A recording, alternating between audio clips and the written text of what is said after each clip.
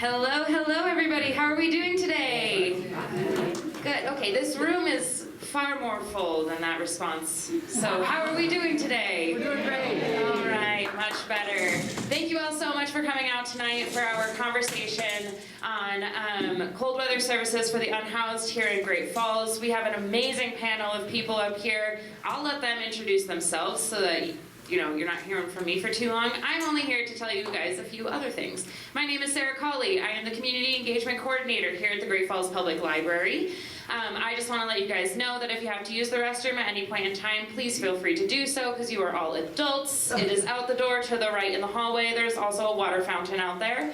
In case of an emergency, please do not use the elevator and use the emergency stairs, which are out the door, to the right, and to the right again.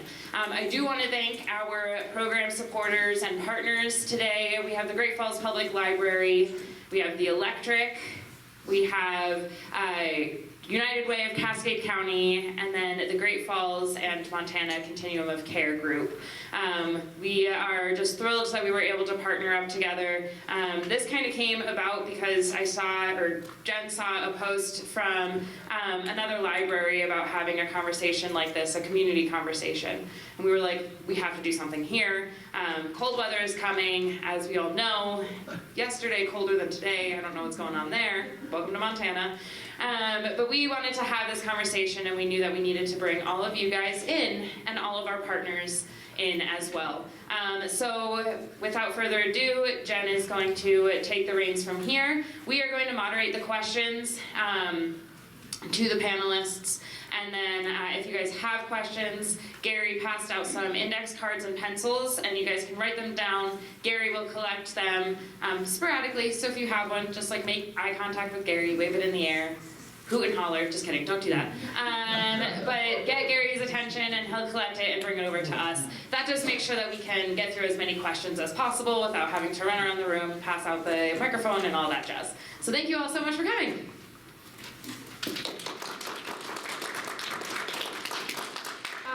Hi everybody, I'm Jen from the Electric, and we are just going to go ahead and get started. And what we'll do is have the panelists introduce themselves, their organization, their mission, briefly, and what your organization does in terms of cold weather services. So we'll go ahead and start here on the side with Carly. Thank you. I'm Carly Tess. I work with St. Vincent de Paul and oversee the homeless services that agency has to offer. And that is the Angel Room, which attends and provides services for unhoused street people. And so we offer laundry, dignity things. Laundry, you can do your clothes, showering, haircuts, foot care, clothing, and along the way, oh, by the way, don't sit quietly there because we're going to help you get your Social Security card, your ID, the things that you need to work, and the things that you need to be housed. So it's a busy, active place. We serve 3 meals a day there.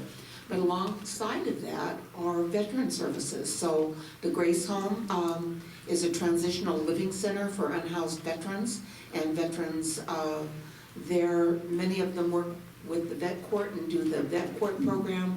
Others have some intensive case management to get housing and to get employment and to get back on their feet, so they're really productive members of our community. And ditto, those are men. Grace Home is men. But ditto over on the female side. So we just opened a facility called Grace Haven, and that's for female veterans and their families. And that is ultimately an 8-bed unit housing, transitional housing. And at this time there are 4 people housed there and 8 children. So children under 12 are primarily there right now. And what are our needs? Our needs are like everybody else. Winter clothing, blankets, hot hands, hot feet. And those aren't the dancing feet, are the little chemical things that you put underneath your shoes or in your shoes. So I'm open for any questions when question time comes up. Thank you. Good evening, everybody. My name is Christy Ponte Stroop. I'm the Executive Director of Alliance for Youth here in Great Falls. We have a myriad of services. We're rooted in substance abuse prevention, so that is where all of our work has been derived out of. So we have our Substance Abuse Prevention Alliance. We have our By People in Recovery, for People in Recovery Sober Life program. We have parenting services, all different kinds. I'm not going to list them all off or rattle them off to you. We also have emotional support, so suicide prevention work. But in regards to our cold weather services, we have a youth resource center, which is a drop-in center for ages 13 to 20. We provide a hot meal every day at 5:30. We provide transportation. We have laundry services on site. We have a hygiene and food pantry on site. We also imply showers. We have showers and employment support, education support. We are meeting kids wherever their needs are. We are truly low barrier, so kids do not have to really identify themselves, but they don't get to stay the night because we can't legally do that. So we are open from 1 to 7, but during the winter we are open technically from 10 till 7, so 10 a.m. to 7.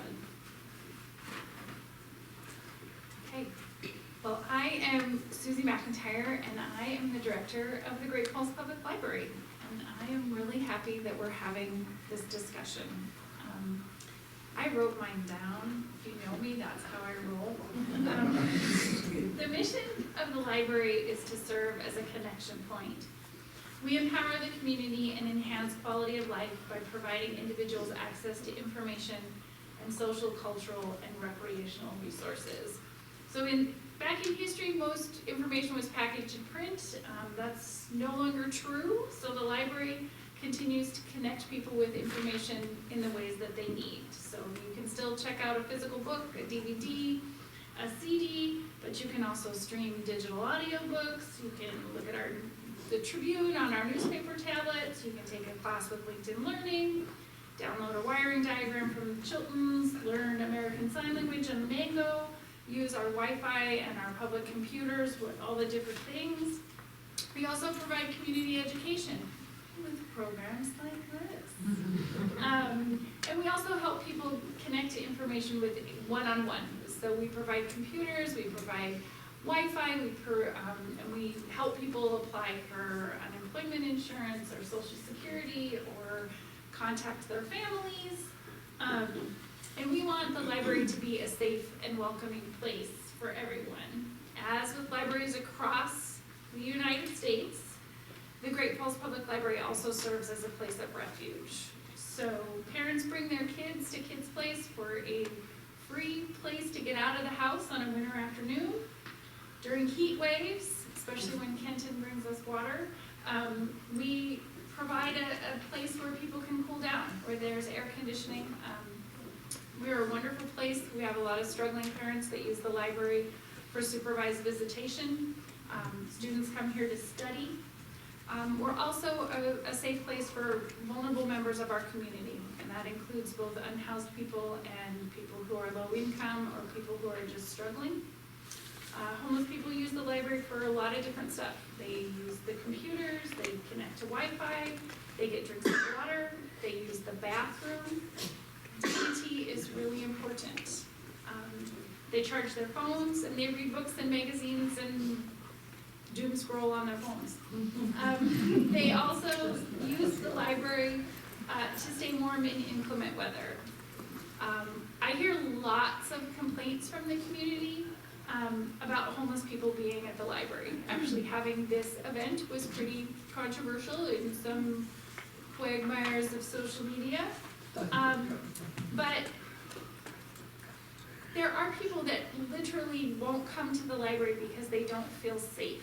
The amount of disorder that is represented by having people who are homeless in a space makes some people so uncomfortable that they won't come here.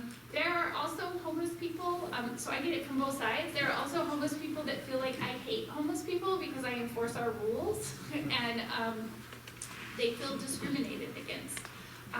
Because pretty much every space in our community, they're often pushed out of. We have rules about how much stuff you can have, So if all of your stuff, you have to take it with you, and I say you can't bring that much stuff in the library, that's just enforcing our rules, but it also feels really unfair to people. So the library is here to serve everyone. We're really glad to have this conversation. I hope we can move towards some solutions. You know, I want us to be a community that takes care of each other, and I really don't want us to be a community where almost every year somebody freezes to death. Let's take care of each other. So that's the library and my friends. Good evening, my name is Morgan Borreau. I'm here representing the Great Falls Rescue Mission. So the Great Falls Rescue Mission has been open 60 years, since 1963. We have 3 campuses, a women's shelter, a men's shelter, and a family shelter in 3 different locations. We provide life advisement, and we refer people out to partner agencies for deeper case management depending on their needs. We offer, we are a nonprofit and we are faith-based, so we offer a 16-month Christian discipleship program that is partially spiritually based, but also recovery based. It's not purely clinical recovery.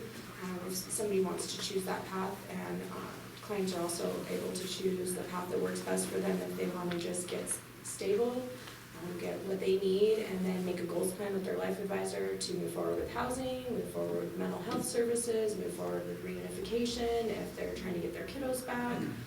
We've been developing great relationships with people in the community, and we work really well with our community partners to, we are by no means experts, but we love to work with the experts in our community in the areas that we are, that's above our capacity to handle. So our mission is to help the hungry, homeless, and hurting through the love of Jesus Christ. And our goal is to provide a safe and healing environment that people can just decompress and figure out what those next steps are. As far as cold weather services, each building is kind of, they do things slightly different because of the dynamics of the building. So the family shelter is offering cold weather services to unhoused families. They encourage those that are unhoused to come around 5 p.m. to receive a meal and then to get kind of settled in for the evening. So you could go to the Cameron Center at 408 2nd Avenue South. That's where the families go. The men's shelter is trying something new this year. They're going to go ahead and open their doors for cold weather services around 7 p.m. So anybody coming could get something to eat. This is experimental. Traditionally, we've opened our doors at 10 p.m. because that gets the guests that are currently residing there who are already sober chance to wind down, get their chores done, and go to bed for the night. So, but we're gonna try this at the men's shelter. Unfortunately, the women's shelter isn't able to do that just because of the space that we have. It's not possible. So we will continue to offer cold weather services beginning at 10 p.m. Everybody gets fed before they go to sleep. They're also fed when they wake up. They get a cup of coffee, and they're welcome to continue to come back for services as long as they're able to not be violent. That's what we ask, is that you just cooperate with staff and cooperate with anybody that's helping with that ministry. What we need, winter boots is our biggest thing right now in all sizes, from little ones to giant ones. That would be our greatest need. And always coats, but I think there's other agencies in town that possibly need coats more than we do. People take really good care of us when it comes to coats. Meals, the public can come and eat a meal, lunches and dinners every day of the week at the men's shelter, which is at 326 2nd Avenue South. They can come at 12:15 for a meal at lunchtime, except on Sunday it's 1 p.m. and then 6 p.m. for dinner. And we will be having meals available for the holidays, and I'm sure if you jump on social media, you can figure out those times for meals. And if you have any questions, we brought. I'll put them over here. There you go. There you go, right over there. Feel free to call and we can get, if I don't answer any of your questions tonight. Oh my gosh, I guess I'm up. My name is Michael Gagerliner. I represent House Great Falls. I'm on their board. We're a newer nonprofit. We kind of have 2 goals. Our long-term goal is to eventually, God willing, fingers crossed, build a transitional tiny house community to house people for up to 6 to 12 months, giving them a kind of a chance to decompress, get their lives in order, and then kind of move on. Apparently, though, building 20 tiny houses and getting land to do that legally is really difficult. It takes a long time.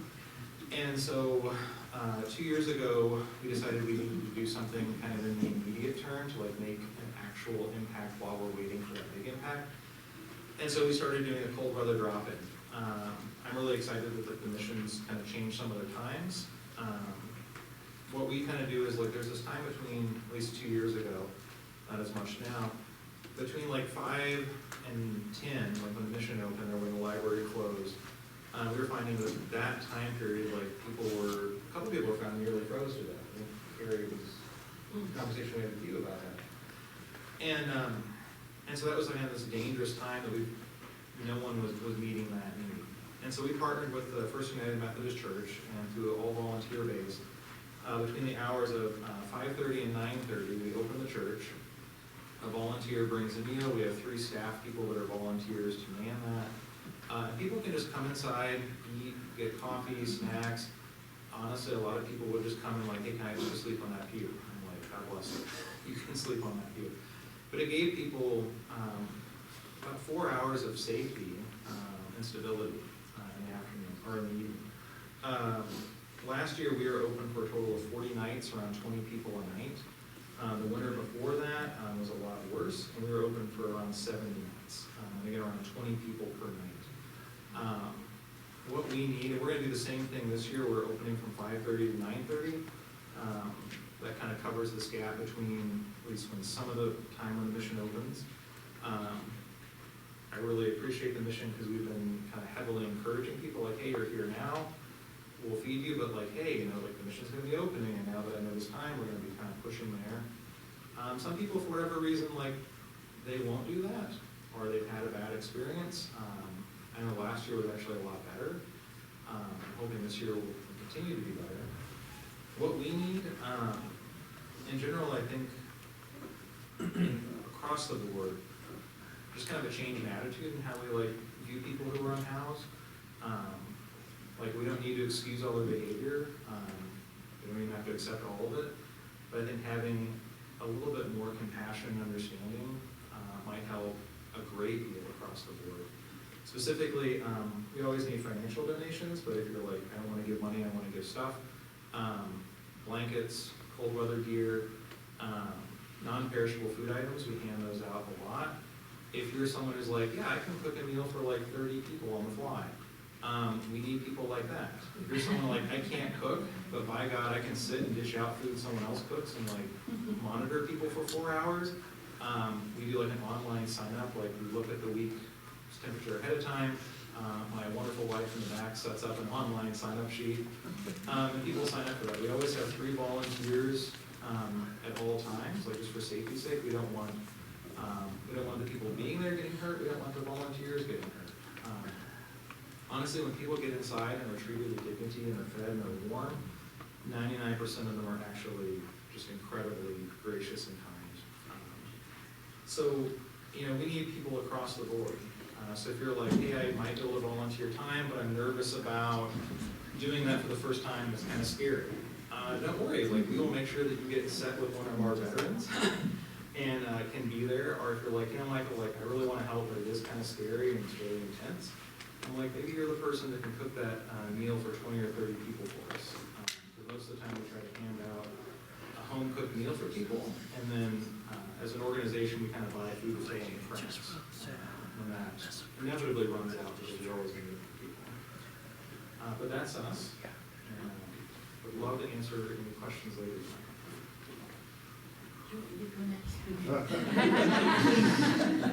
I had worked myself up to it, so you know. Thank you all for being here tonight. It's really encouraging to see this many people show up to learn about and support and just join in this cause and you know, really to share humanity with helping out our neighbors. I couldn't be more honored to be sitting up on this panel with some of these incredible people tonight. Carly Tuss, one of my biggest mentors, Pastor Don, I mean, everyone here is just doing incredible work. So I am Carrie Parker. I'm the Executive Director of Helping Hands at First English. We are now actually just Helping Hands. First English Lutheran Church, the big white church, I tell everybody it's the church in the parking lot behind downtown Howard's, closed this year after 118 years of service. It was my church for over 20 years. My husband and I got married there, our son was baptized there. It was very near and dear to my heart. We joined First English when we were looking for a church because of their ministry, Helping Hands. I felt like this church was not just talking the talk, but walking the walk. So Helping Hands was a 40-year-old ministry. It is a 40-year-old ministry. We started off as just a little cupboard in the basement at First English to help out struggling congregation members. Last year we gave out about 50 tons of food to our downtown community. Many of our folks, probably most of our folks, drive in. We are perfectly located right downtown. We always say where need meets love. And we're in an area of concentrated poverty as designated by the last census in the downtown area.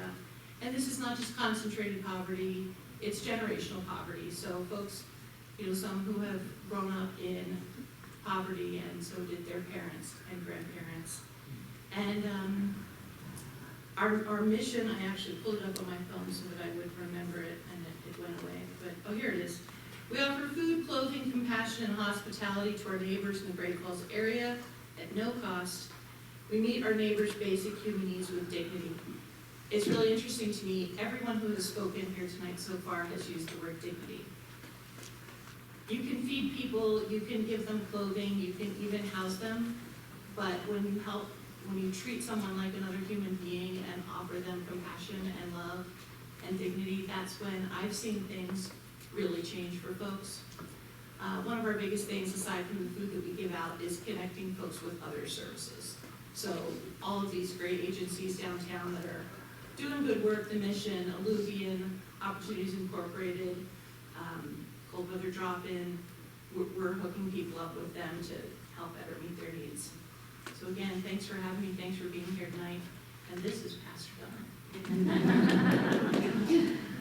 Hello, can everybody hear me? Not if you talk like that. Yeah, back there. I got one of these. Okay, I'll speak up a little bit. Is it? I have a mom voice too. This is the pastor. So I'm Dawn Scarrett. I'm the pastor at First United Methodist Church, which is located at 610 2nd Avenue North. If you haven't been by there in a couple of years, there's no longer a tent encampment. But there used to be one. That's what I walked into. But spread the rumor that that is gone, because I've recently heard, I don't go down 2nd Avenue because of that tent encampment. We've been doing all kinds of things for people in need, but primarily referring them to other agencies for significant help. But if somebody comes my direction first, I try to offer them what they might need the most. And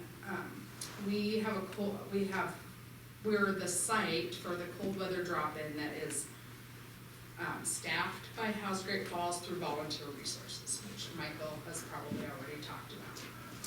And I sit on that board of directors as well. So I'm thankful for the work they do, for the work we do together, and our future plans.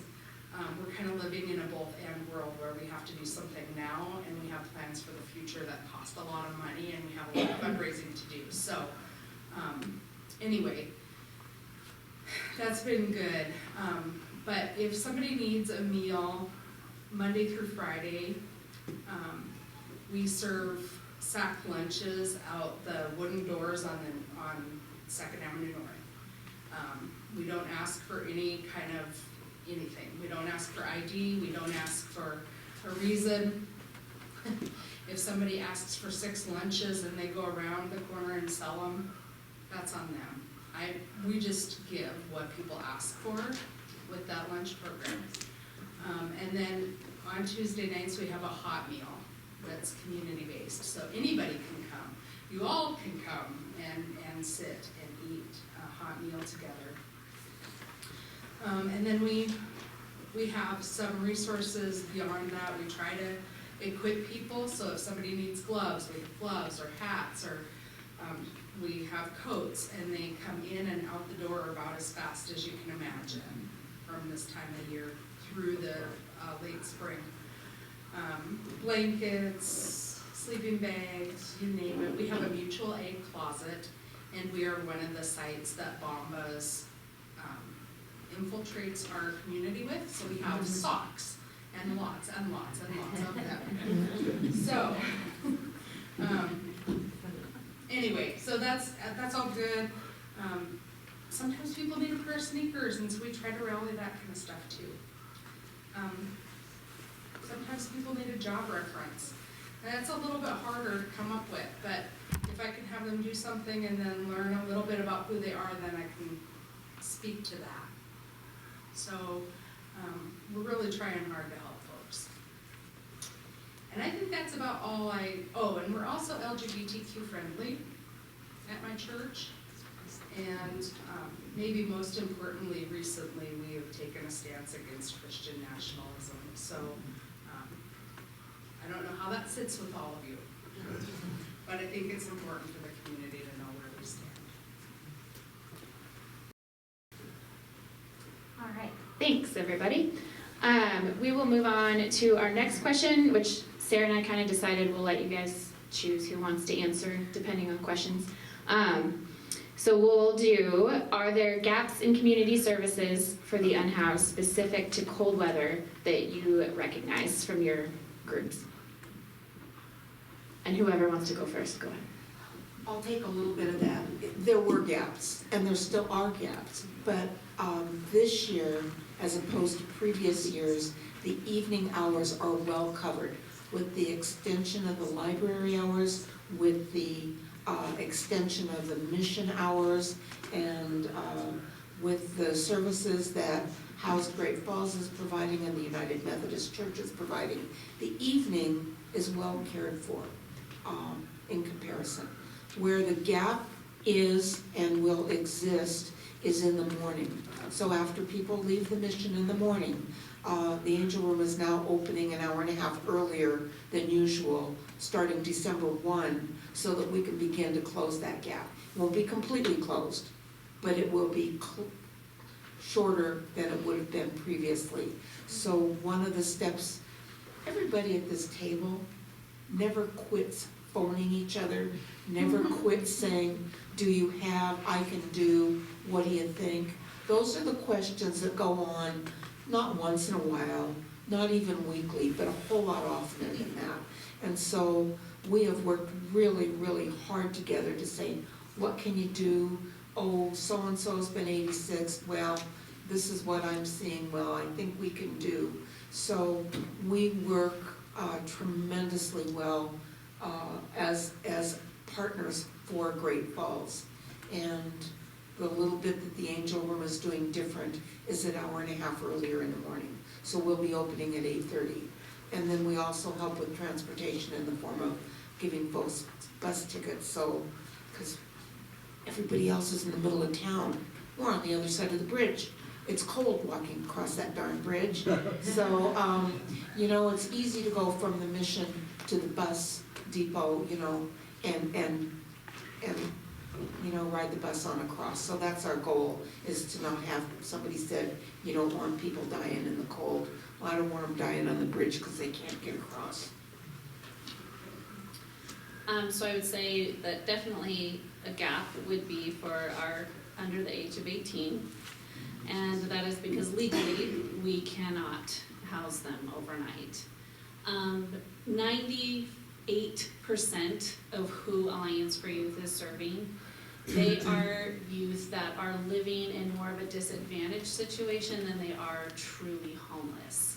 So the ones that we are seeing that are truly homeless, maybe that's sometimes 10 to 12 a year. We did see a trend up a little bit last year, and it'll be interesting to see what happens this year as things kind of continue to be unaffordable and more families get displaced. Also, just wanted to debunk any myths. The kids that we are seeing, they're not rebels that are not following their parents' rules and choosing to go out and be rebellious. These are kids who are leaving their unsafe environments and choosing to be safe away from usually their families who are not living in safe situations. Most of it is always something related to substance abuse. Again, so 95 to 98% of who we're serving are kids who are living in hotels, motels, tents, campers, doubled up. We have a situation fairly often where multiple families are living in 2-bedroom, 1-bathroom homes. So therefore, eating, education, showers, hygiene, laundry, that's not a priority when you have 21 people living in a 3-bedroom house or a 2-bedroom house with 1 bathroom. They don't even have a place to really sleep at night. So we are trying to meet them where they are. A lot of times too, we're not really knowing their full story, because most times they're not going to tell you everything because they're afraid you're going to turn them in and take them away from their living situation. So when, like I said, we're low barrier. When they come into our area, it is about a warm, safe, non-judgmental environment where they're going to get their needs met, and they're going to start working, my staff start working on immediately building trusting relationships, but not smothering them with questions and peppering with them of how can we fix you, how can we fix your life. That they will run away from us if we do that. So that's a gap that we have. I have asked our Montana Continuum of Care this year, as we're coming into a legislative session, if we could at least possibly look at some warming center hours or some warming shelter hours that could legislatively be put in place for our youth. They are considering it. This is something that they are going to push forward. So those are just things as we are coming into a legislative session. We will make people who follow Alliance for Youth and follow our What's Trending, we will have a legislative What's Trending. And again, this next legislative session, so we ask that you will follow that and you'll keep yourself informed so that you guys can help us advocate for some of these things. We're not trying to take kids away from their families. We're trying to support kids where they are. I think there's a variety of people who experience homelessness, and so I think the needs are broad. Some of the biggest gaps that we see here at the library are we need more substance abuse treatment, we need more mental health accessible treatment. We need more public bathrooms. Let's stop picking up poop in the alleys. And then we also need places for people to keep their stuff safely. We can give people a sleeping bag and some stuff, but then if they go to a job interview, where are they going to put their stuff? Or if they want to come in and warm up at the library, we do not let them leave their belongings unattended. So those are the main gaps that I see here on the library. I think the biggest gap that we see at the Rescue Mission is for the individuals that might be facing untreated mental health or significant substance abuse that makes it to where they are unable to have the capacity to behave, and they cannot safely stay with us or any of the other partners up here. Then where do they go? That's one of the huge gaps that we're seeing. Can I also add to mine? Sorry. Also, youth that are aging out of the foster care system. That's a real challenge, and it's definitely something I want to tackle, because we'll get phone calls of, hey, we got this kid, and it will be at different parts of the state. We got this kid that's going to be aging out in 2 weeks, and it's literally the day they turn 18 they will have to leave. So it can be frustrating sometimes working with some of the organizations, and I think that this is an area where we can all maybe improve, is proactively communicating maybe a little bit more ahead of time. So 2 weeks, that's probably not gonna be very likely to get them on a waiting list and ensure that they're gonna have a place to stay the minute that they are exited out of a group home.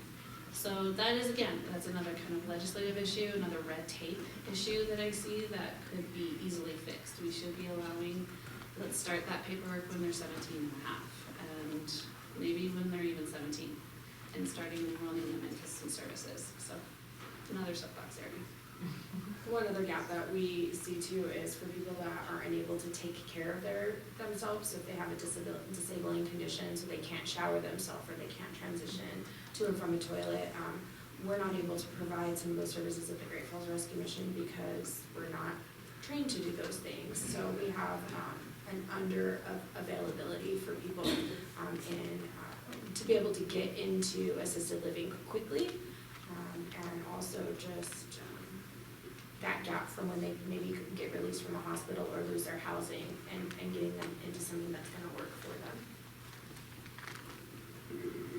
I don't know if I can add too much more to what other people have mentioned. I think, and I don't want to be too much of a doomsayer because my wife will say, Michael, you're being too negative. Because this has improved so much over the last years, and I'm so happy with that. Also, the bar is really low. The bar is just like not having one freeze to death. And I hate to say that, but like we don't open unless it's like below 25 degrees or 32 degrees and snowing. Because we just don't have enough volunteers to do that. I'll admit, like I get burned out after 2 nights of this. And it's not that it's bad, it's just like that's an extra 8 hours of being around people. And so I think the gap is the fact that like if it's 33 degrees out, like sorry, we're not open. That's still cold. We're just kind of setting a bar that I think prevents the worst. So maybe, as we go into this thing, like, the gap is so big and what we're asking is kind of so small. I guess my side thing that maybe make this less depressing is that the more people that we spread this out with, the easier it is. Like one person gets burnt out and the people who are doing it are getting burnt out. One person cannot do all of this, one agency can do all of it. But when there's a large number of people kind of shouldering that load, it becomes not a burden, it actually becomes almost enjoyable, I would say. And it only becomes a burden when I think people become overwhelmed. So maybe just kind of as you think about like filling these gaps, one, we're setting a very low bar right now. And two, I think we can meet that bar though if we kind of broaden that support base of who's supporting. Some people are like, well, I can only donate, one night a month. I'm like, thank God, it's one night a month that I don't have to go. Or if you're like, well, Michael, I can't give a lot of money, but I can give $5. I'm like, all right, $5 buys like some ramen for somebody. And the more people that we have doing those small things, I think this goes from like an insurmountable problem that is going to choke us to something that is quite doable. And then I think we could raise this bar significantly. One of the gaps that I've seen, well, and I don't know, maybe it's not a gap, maybe it's a resource, like knowledge issue, but I've had married couples or partnered people leave the cold weather drop-in saying that they were gonna go sleep outside because they don't wanna get split up from one another. And so I think that's a gap in care. The other one that I was thinking of is people with animals. Like, a lot of unhoused folks rely on the companionship of a dog, or I think I've seen a cat. And that's really hard because I believe the rescue mission doesn't allow any animals at this time. So that's another area that is underserved. But if it's like a CNI or hearing air, but not for emotional support. Can you guys speak up? You're like speaking, it's like Is that about better? this far and then everybody- Yeah. Thank you. Close up. Could you repeat what you just said? So we do accommodate for like a disabling condition, a hearing air or seeing eye, but not emotional support. So the gaps that I see, having, gone out with folks in cold weather to check on people that we know who are guests. Largely echoes what everybody else has said. The issue of mental health care and substance abuse is huge, and the mission can't take those folks. So that's a lot of homeless people. I would say most of them. And so that's, definitely a gap that we need to figure out here in Great Falls. Other communities in Montana have done different sort of tiers of care. Like they would have something like the mission where people can handle themselves and can behave, can manage rules. And then something like a large heated Quonset hut where there's more space, people can just grab a mat, stay warm, and not freeze to death. But they don't really have to interact and follow rules. And then they actually also have like some spots where people can just camp and there's security.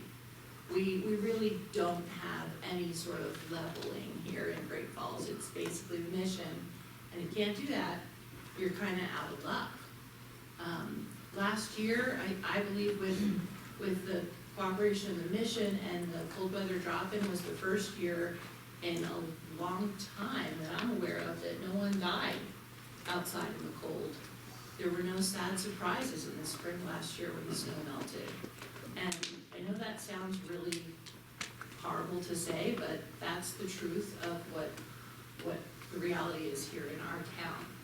So, again, I'm just really happy that people are coming to talk about this because I don't think that we abide that, do we? Yeah. I'm going to add to what Carrie just said. Not only did nobody die, but I do foot care over at the Angel Room, and I didn't have any third-degree frostbite last year. So the kinds of services that have been provided and the integration between all of the care providers here has not only prevented death, but we've prevented serious disabling, like, my God, your foot's being amputated. Oh, 2 fingers are gone, top of your ear, goodbye. So that's not happening. So it sounds really crazy to prove a negative, what kind of good did you do? Well, nobody died. What kind of good did you do? Well, nobody had an amputation. So, that's a lousy measurement, but there you go. We're fun, aren't we? You should have heard mine, Carly. I visited Spokane, Washington this summer, and I was like, wow, I think our unhoused population is a little healthier than theirs, just in general. And I think it's because of the wraparound services that are being provided, so. One more small, if I can just add one more thing real quick, one more little gap that only comes up every now and then, but when it does, it really hits hard. Folks who are dying, who are unhoused, who are in... All right, thanks everybody. We will move on to our next question, which Sarah and I kind of decided we'll let you guys choose who wants to answer depending on questions. So we'll do, are there gaps in community services for the unhoused specific to cold weather that you recognize from your groups? And whoever wants to go first, go ahead. I'll take a little bit of that. There were gaps, and there still are gaps, but this year, as opposed to previous years, the evening hours are well covered with the extension of the library hours, with the extension of the mission hours, and with the services that Housed Great Falls is providing and the United Methodist Church is providing. The evening is well cared for in comparison. Where the gap is and will exist is in the morning. So after people leave the mission in the morning, the Angel Room is now opening an hour and a half earlier than usual, starting December 1, so that we can begin to close that gap. It won't be completely closed, but it will be shorter than it would have been previously. So one of the steps, everybody at this table never quits phoning each other, never quit saying, do you have, I can do, what do you think? Those are the questions that go on, not once in a while, not even weekly, but a whole lot oftener than that. And so we have worked really, really hard together to say, what can you do? Oh, so-and-so's been 86, well, this is what I'm seeing, well, I think we can do. So we work tremendously well as partners for Great Falls. And the little bit that the Angel Room is doing different is an hour and a half earlier in the morning. So we'll be opening at 8:30. And then we also help with transportation in the form of giving folks bus tickets, so, because everybody else is in the middle of town. We're on the other side of the bridge. It's cold walking across that darn bridge. So, you know, it's easy to go from the Mission to the bus depot, you know, and you know, ride the bus on across. So that's our goal, is to not have, somebody said, you don't want people dying in the cold. Well, I don't want them dying on the bridge because they can't get across. So I would say that definitely a gap would be for our under the age of 18.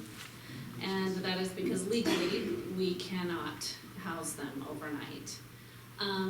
98% of who Alliance for Youth is serving, they are youth that are living in more of a disadvantaged situation than they are truly homeless. So the ones that we are seeing that are truly homeless, maybe that's sometimes 10 to 12 a year. We did see a trend up a little bit last year, and it'll be interesting to see what happens this year as things kind of continue to be unaffordable and more families get displaced. Also, just wanted to debunk any myths. The kids that we are seeing, they're not rebels that are not following their parents' rules and choosing to go out and be rebellious.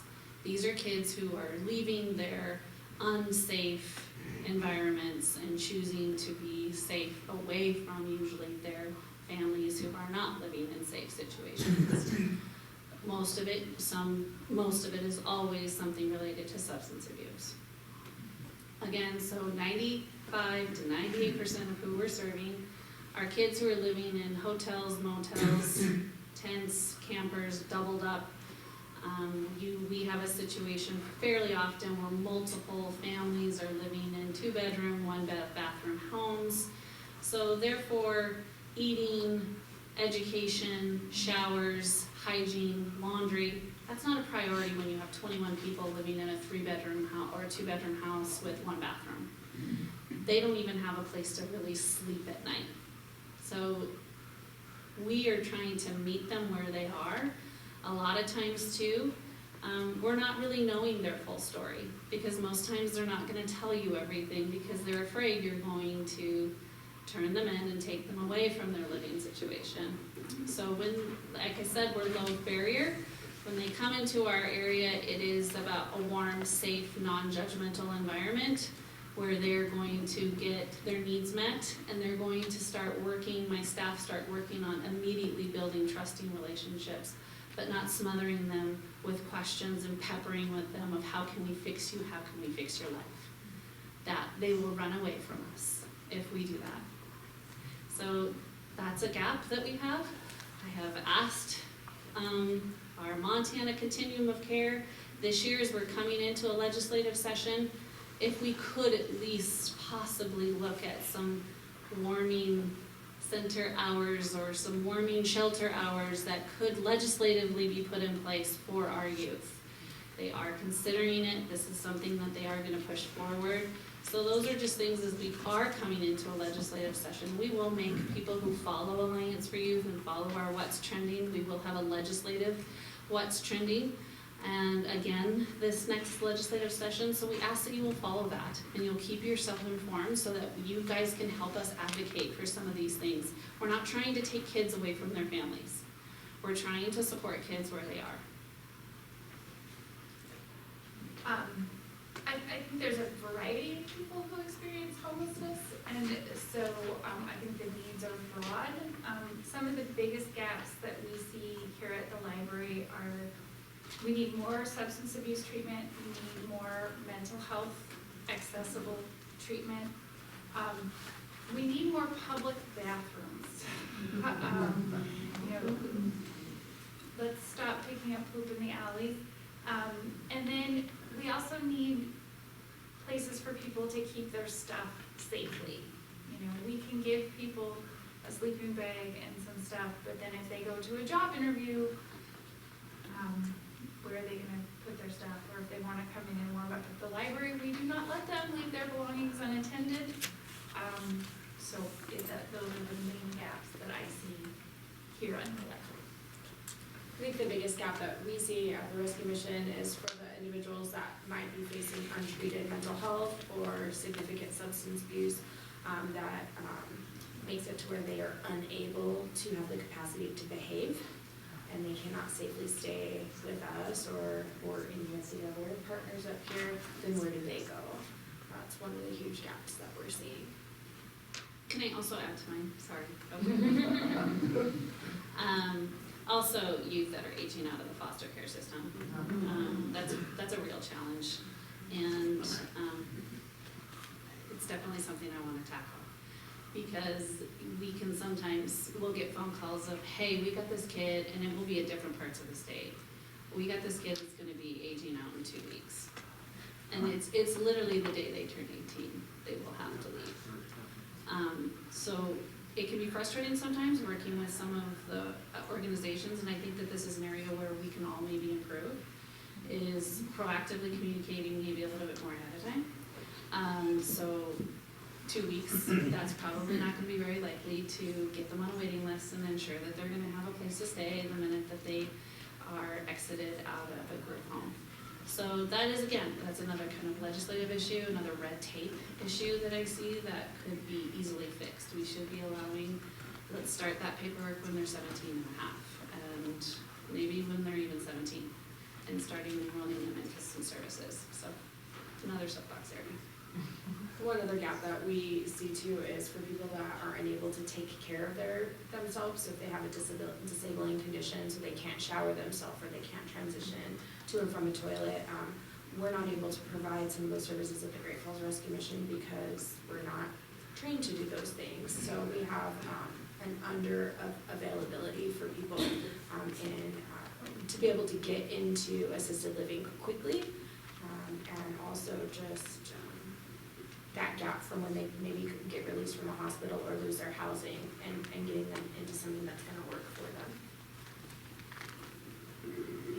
I don't know if I can add too much more to what other people have mentioned. I think, and I don't want to be too much of a doomsayer because my wife will say, I thought you're being too negative. Because this has improved so much over the last years, and I'm so happy with that. Also, the bars are really low. The bar is just like not having one freeze to death. And I hate to say that, but like we don't open unless it's like below 25 degrees or 32 degrees and snowing. Of substances shows up, and so yes, sober people do slip into substance abuse on the street. But also, because of that lack of sleep, I mean, it is proven that they do go into a mental psychosis. So more times than anything, really what you're kind of seeing is co-occurring. And it's really hard for any of us who are working in this work to identify, is it mental health or is it their addiction? Is it their addiction or their mental health? Because they can, at most times, they're using the addiction to cope with mental health, and it's just this vicious cycle. We call that self-medicating. Self-medication, yes. And, so I feel like homelessness happens in a lot of different ways. I mean, there's, that you broke your leg and you lost your job and you couldn't make rent. You have a lot of skills, you're gonna stay at the rescue mission, and then you're gonna get helped back, and it's just a one-time thing. And I think often when we talk about the homeless, what we're talking about are people that are chronically homeless. And I think one piece that we really need to address that is tied in with substance abuse and mental health is just trauma. People have experienced a lot of trauma, and especially for women who are on the street, I mean, the likelihood of them being assault survivors, just the more time you spend on the street, the more likely it is that you will have been a victim of violence. And, you know, we all cope in different ways, but I think the trauma that people bring and the trauma that they experience on the street have a big amount to do with them being unable to get housed. Or even not on the street, because of social media, that has become a way for people to avoid being homeless. It's downright using Tinder, using dating apps to make sure that they have a place to stay that night. And so they're kind of giving up themselves in ways so that they can avoid being homeless or avoid going home. So that is a reality too, and how the human trafficking is playing into this is a real thing, and it is alive and well in our community, and in all ages. Okay, next question. I feel like this is more of a clarifying question for the mission, but one from the audience: why do men get to go inside early due to going to chapel services at 7:30 when the women have to wait until 10 p.m. to access? So like I was saying earlier, the 7 p.m. time is kind of an experimental thing that the men's shelter is doing. It's not something the mission has done for reasons, because the people staying at the mission are sober, and we're trying to honor them in their recovery and be supportive of that.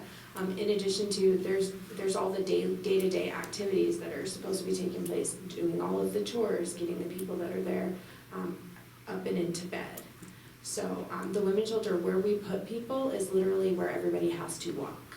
So we don't have a place to put people when we bring them in for cold weather service till everybody else goes to bed. We're putting them down in hallways and in our day room. So it's not that we don't want them in there earlier, it's that we don't have the capacity to do so. And I just want to echo that too, sorry, you're going to probably hear from me a lot. Working in having a recovery program, when you are having people who are sober and bringing in people who are not sober, that's very triggering. So they do need to honor, and they do need to support those who are working those steps and really trying to make those changes too. So it can be, you know, that's hard to navigate. We are mindful of it too with all of our Sober Life programs. You know, if someone shows up at our events who has been using, they are asked to leave, because this is an event, or this is something that we are providing for people who are in recovery so that they are not triggered. You know, the group that works on homelessness across these agencies is led by Gary Owen, and he does heroic work. But it's called the continuum of care, because there's not one size fits all. You know, we need to support people who are in recovery. If somebody's been drinking, we don't want them to freeze to death in the snow. We need an array of services that keep people safe. Because there are also people that are not safe.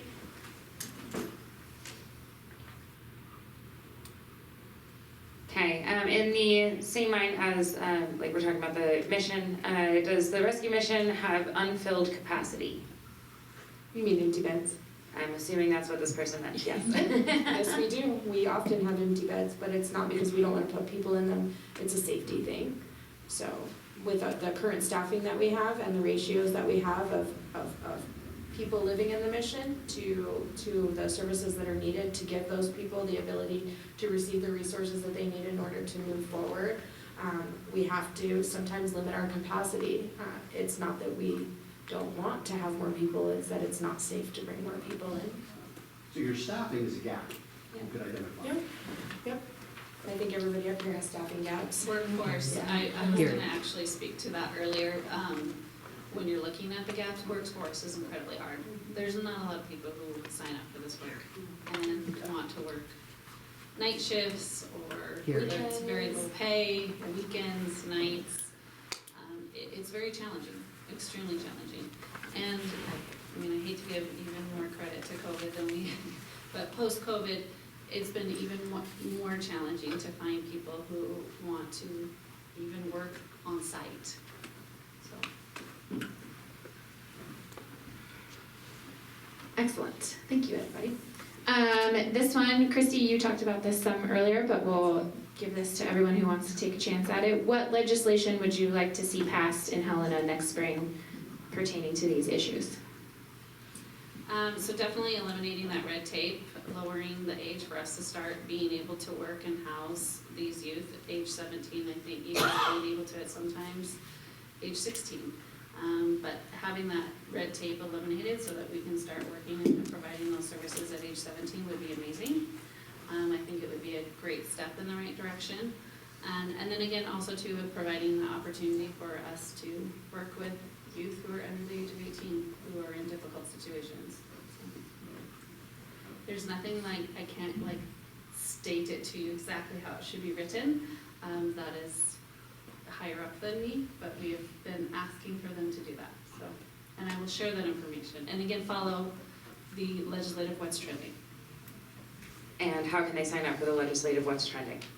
You can do it on our website, which is www.alliancefreed.org, and go to the substance abuse page. Beth will have, she has her What's Trending, and then she also has a sign up for the legislative What's Trending. It's also on the radio, is it not? Yeah, we are on public radio too. Thank you. 89.9 FM? See, there's another It's source. on the plug. It's not my show. I think another legislative action that is very important is keeping Medicaid. Keeping Medicaid expansion. Because in order for people to get substance abuse treatment and mental health treatment, the providers have to be paid. And there's already a big gap, and if more people lose that, we're gonna be even in more trouble. I don't have anything specific, although I do think like keeping people with services, like one, if people are homeless, they need services to get out. Like, it's almost impossible to get out on your own, but it's a black hole. It's a lot cheaper and a lot less pain if you can keep people from becoming homeless. As for legislation, like homelessness at the core is a housing problem. There's all these other things that happen to it, but like across the board, cities that have worse homeless, or a higher percentage of people who are homeless, have a higher cost of housing. And so any legislation that makes housing construction of multiple kinds and various densities, that will not immediately fix this problem, but like we're just gonna keep going through a revolving door. If we can fix and patch people up, we can give them a blanket, we can give them a night to stay, we can feed them. But if they long-term don't have a house to go to, like it just does not matter really. We're doing this kind of as a stopgap measure, and so I think any legislation that makes housing more affordable, there's a variety of things I think that could be done for that, but I'm not an expert. I would talk to someone like NeighborWorks maybe. I think that would long-term be a potential larger solution. What about Section 8 reimbursements, Michael? You want to talk a little bit about that? I don't know enough about Section 8 reimbursements to talk to you properly about it. Part of this. Though, what I do know is people, and I've had this happen with patients at work. I work as a counselor when I'm not doing this kind of stuff. I will have patients who have a Section 8 voucher, which takes forever to get.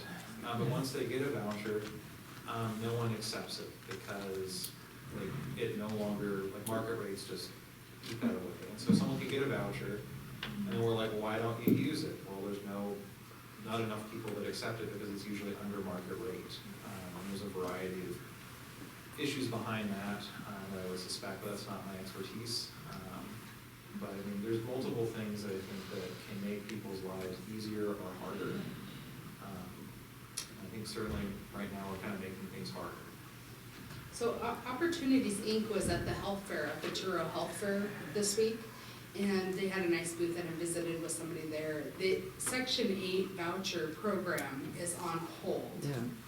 Because the list of folks who have vouchers is so long and the housing doesn't match the current list of needs.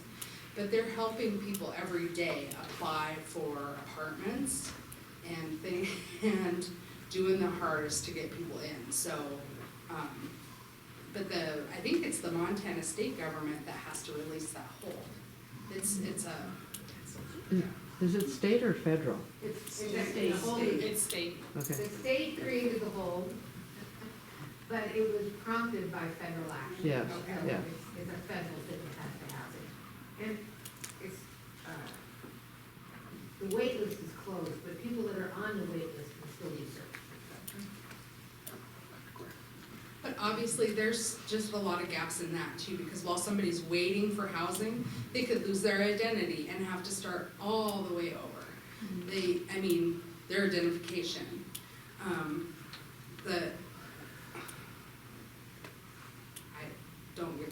I don't need that soapbox, sorry. So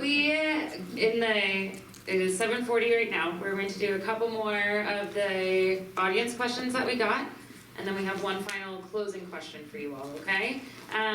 One of the questions was, what does the continuum of care do in Great Falls? Do you want to answer that, Gary, or do you want me to have Michael answer that?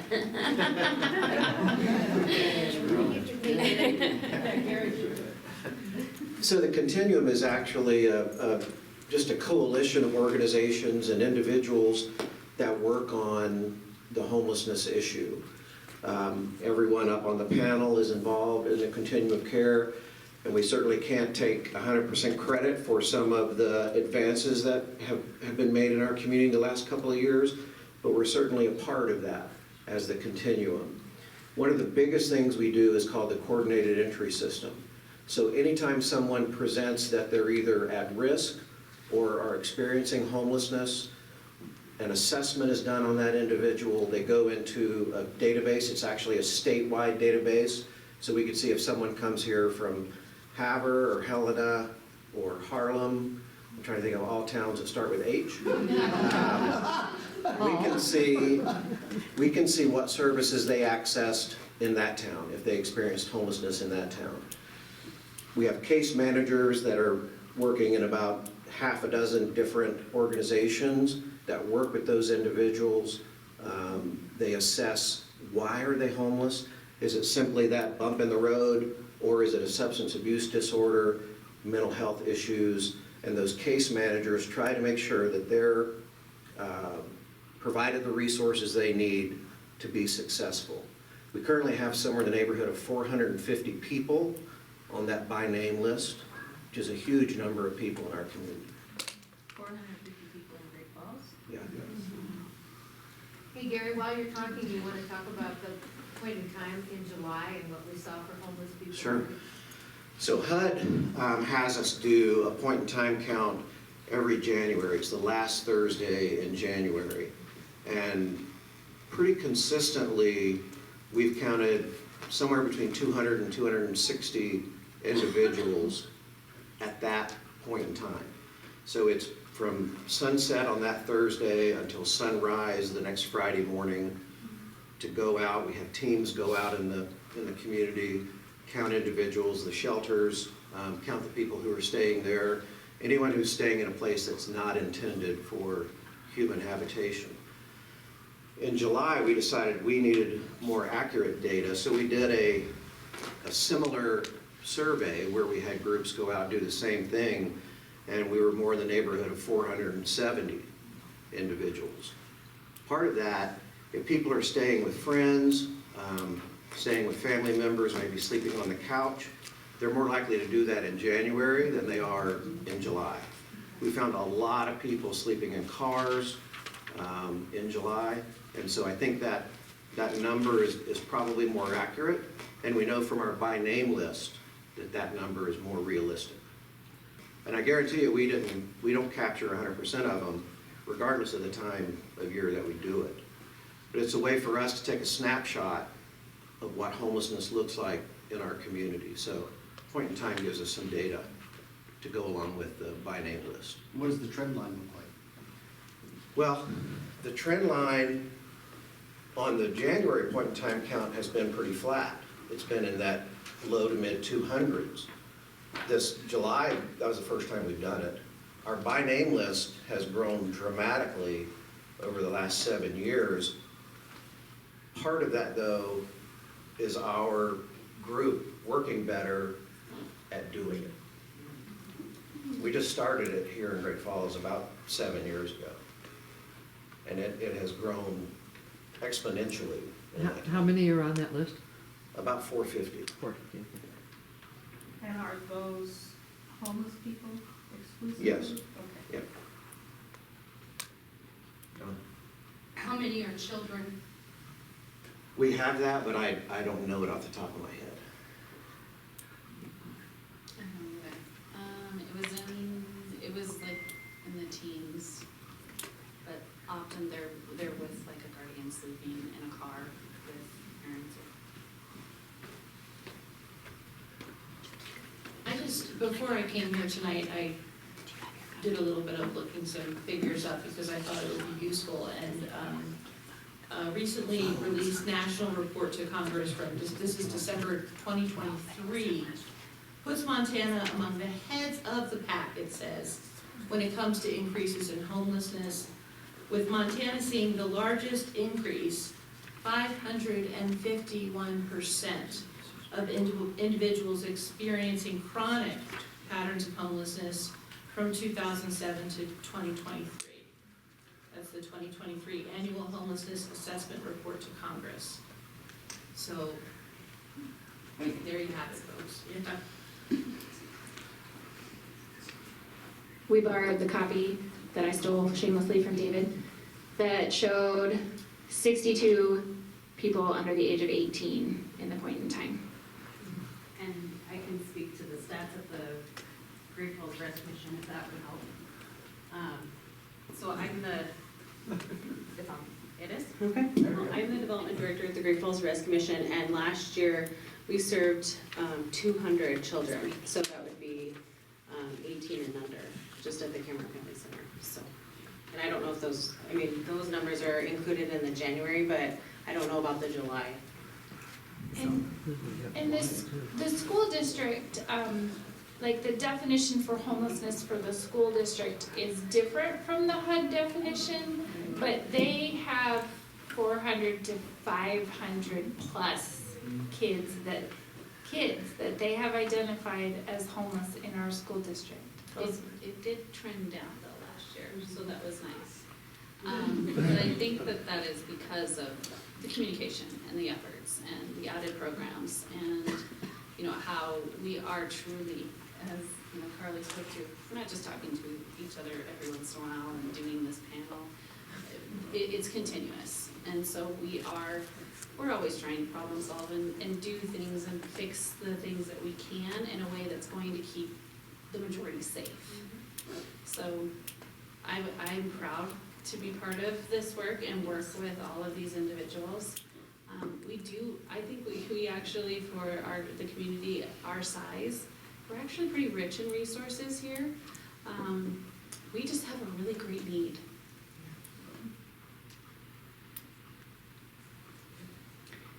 That was great. So we're running out of time, so this will be our last question for the panel.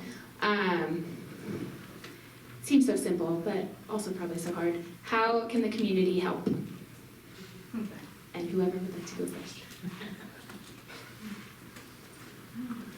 I'll start, maybe we'll just go down the road, because I bet we all have some great ideas on that.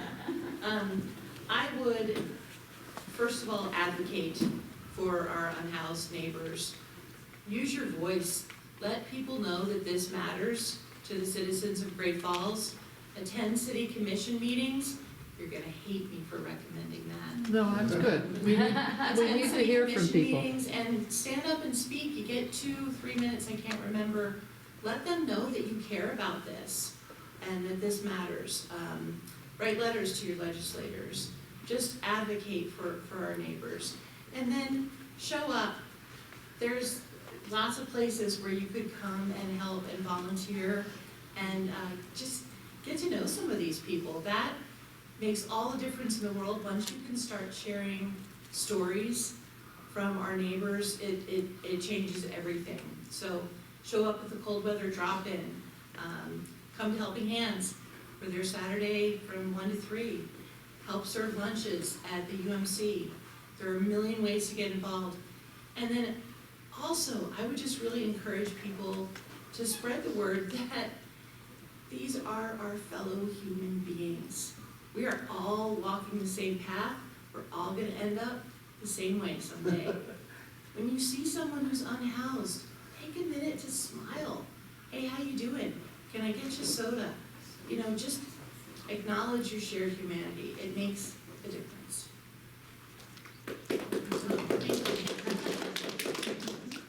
Catch the spirit, get involved. So if you can volunteer at probably any of our organizations, but you know, you could also advocate for active detox center, acute detox center. I mean, you can do a lot just in what you say to who you say it. If you know the right people, if you want somebody to go with you, there's somebody up here who cares deeply about those kinds of things. You know, there's a lot of empty buildings downtown that are heated and plumbed all winter long. And the rescue mission shouldn't have to be the only place in town doing the work. So, but my parishioners are elderly, at home and in bed right now. And the ones that are very active are active all week with the lunch program and stuff. So I mean, I would need your help to keep that, to even think about having people stay the night there. And the, yes, there's some zoning issues with that, but the city has been actually kind of generous with us in talking about those kind of things. But I also have 2 broken bathrooms, so if you're a contractor and want to give us a bid, I need that. So there's, I mean, there's good ways to get involved, and we can come up with 100,000 ideas up here. I think just knowing that we don't have to live this way. Like, this does not have to be, this is not the society that I want. It frustrates the heck out of me. That our bare minimal goal is not letting someone freeze to death. I think, well, there's lots of ways to get involved. Like, I mean, city commission meetings drive me crazy, but if you can go, please, go. And when I have went, it's so much support knowing that there's other just friendly, decent human beings there. I mean, obviously, like, I want you to donate money, if not to me, then to someone else, because all of this costs money. Good Lord, everything costs so much money. All the real solutions cannot be on a shoestring budget. But I think just being involved, like, again, I've been at city commission meetings and there was so much hate. So much hate, misinformation.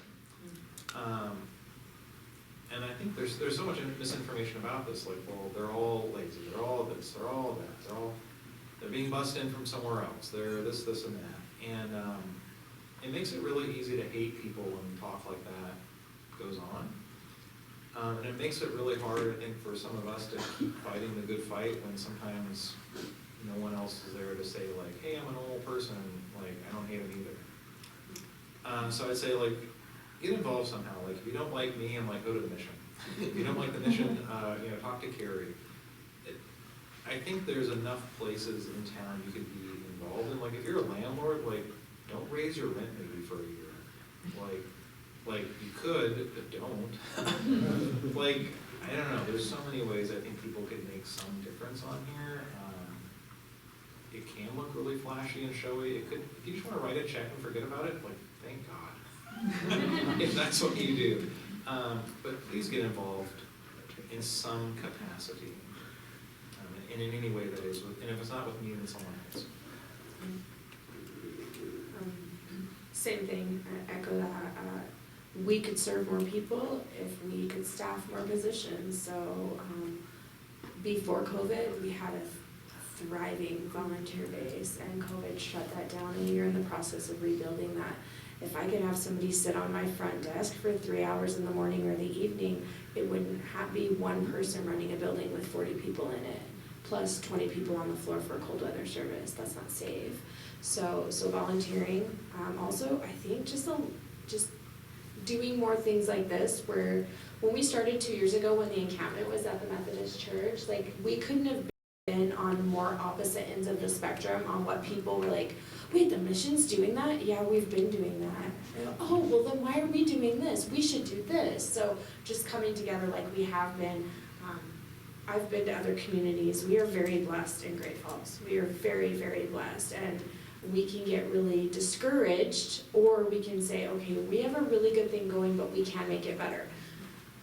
Call one of the agencies that's helping people get IDs and say, hey, I'd like to sponsor somebody's fee for a birth certificate or for an identification. Be an agency, the agencies that like are willing to hold on to people's documents and keep them safe. Do you have some property and you're willing to let people that refuse to go to the mission put their belongings for a short period of time on your property so that they can go to a job interview and they don't get all of their stuff stolen? There are so many ways, but it's just up to you to get involved. And like you said, you don't stand for what we stand for, fine. There's lots of choices. There's lots and lots of choices. And if you, I guess my biggest thing is there's so many misconceptions about what's happening down at the mission. And like, come see us, come do a tour, come talk to us, come hang out, do a puzzle with the ladies, like go through a volunteer orientation, because oftentimes it's like 3 people in the community that are saying these things and it's only partially true. And that can be said for many of the places out here. We have great agencies and we all work really well together. So I'm proud to be up here this evening. Thank you. So I'm not sure how to say this. This might not come out well. I really, all the things that have been said, treat people with dignity and respect, give where you can, volunteer where you can. I also think that one of the things that we need to do is have more civil conversation. And that means that we need to put our self-righteousness behind us. And when somebody says to you, I'm afraid to go to the library because I'm scared of the homeless people, we do not treat them as being a bad person. We say, I hear you. You feel afraid. Because we are not going to solve our homelessness problem by making people feel bad about how they feel. And when the truth is that, if somebody drunk comes up to you and aggressively asks you for money, of course you stereotype and you think that all the people are the same way. And, our police and our downtown businesses and our city attorney and our city manager and our city commission are trying to figure out how do we have a livable downtown? How do we take care of people and make sure that businesses can do what they need to do and not stigmatize people? So I think we need services, but we also, as a community, we need to have some honest conversations about, it's hard when we see disorder and how do, I don't want people shooting up in the library park and I don't allow it. And, how do we have that conversation? I don't know. Like I said, this was not gonna come out well, but anyway, complicated, let's keep talking. Treat people with dignity and respect. So it's really easy to kind of follow all of you because you've really touched on a lot of points. So I want to just echo everything that they have already spoken about. But also to just applaud you guys. The fact that you're even here tonight to learn more, thank you. And then also go out to the community and educate others. Keep yourselves informed. That's how you know what is truly what's going on. Take the opportunity to go do a tour at the rescue mission or to give a night. When Michael said, give me one night a month, that's huge, and it really is huge. Sometimes you don't have to do it every week. You can even do it once a quarter if you wanted to. I know that every single organization that's up here is very flexible in regards to how you can come and volunteer your time at any of our organizations. And then also just as you're continuing to move forward, yes, take the non-judgmental lens off and let love be our language, and also how we're going to just treat one another. It's hard to improve on what other folks have already said. I look at it just a little bit differently. So what I'm seeing is in my life, whenever something's been hard, I approach it and I back off, and I approach it and I back off, and I come at it from this angle and I back off, and then I say, oh, for crying out loud, and I do it and it's easy.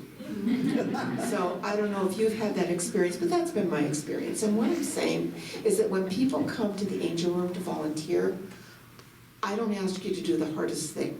If the hardest thing for you is to sit down and have a cup of coffee with a stranger, that is not what I'm going to ask you to do, you know.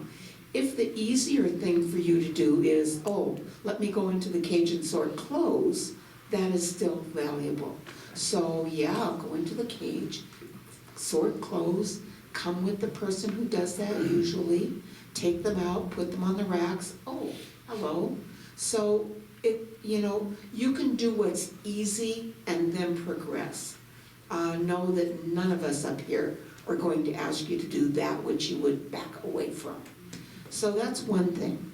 Second thing is, let's listen to our language. Everybody up here has spoken about dignity. Everybody up here has said, man, I didn't know what the heck I was doing, but the first time that I sat down with somebody who was unhoused, what I realized is, man, there's appreciation that I never would have expected. There's appreciation at a level of depth that I never would have expected. And I sometimes am a control freak. And so I like things neatly written or in calligraphy. But at the Angel Room, you're going to see signs that people have handwritten. And they say things like, they come from the unhoused, and they say things like, give a smile. What you give may be the only smile that somebody's heard today. So, you know, give a smile. But then let's listen to our language. Let's watch our pronouns. When we change they to we, we're solving a problem from the same side of the fence as the problem exists from. When we work with they, we're solving a problem from the opposite side. It doesn't work well. So watch the language that we use. Let's go with we, let's go with us, and that will take us as far and as cooperatively and as with as much integration as we can manage. It will send us light years away. Now, light years forward. Now, there are people in this room who have heard this story before, but I'm going to tell you that several years ago, I lived in Boston. In Boston, there is nothing that's wrong. In Boston, I don't care if you are Harvard crew, you think Boston Pops is the cat's meow. I don't care if you work in Boston City Hospital, Boston Women's is the cat's meow. I don't care if you are a tennis freak, the guy that sails to Bermuda on the sailing whatever is the cat's meow. So in Boston, people are proud of Boston. And what I am proud of is that every effort that goes into working with the unhoused, I am proud of that effort. I am proud of every person here who said, geez, I'd rather stay at home tonight. You know, there must be something better on television, maybe even an X-File rerun that I'd like to watch. But no, I'm gonna go hear about what folks are doing with our unhoused neighbors. So I'm only saying what I want for Great Falls is to be proud of what's going on in Great Falls. And I think every one of you can walk out of here tonight being proud of how we're dealing with our unhoused neighbors, not just us on the panel, but those of you in the audience. So thank you.